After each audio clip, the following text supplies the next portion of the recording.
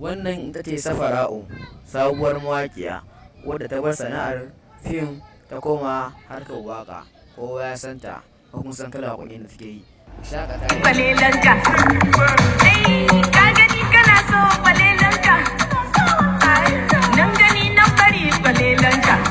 Wannan shine abin da babban mawaƙinmu Mr. Auta ya rubuta a kan shafinsa na Instagram. Ya ce ya fi kyau kai waƙar da babanka zai alfahari da kai, ba kai waƙar da babanka zai nadama da kai ba.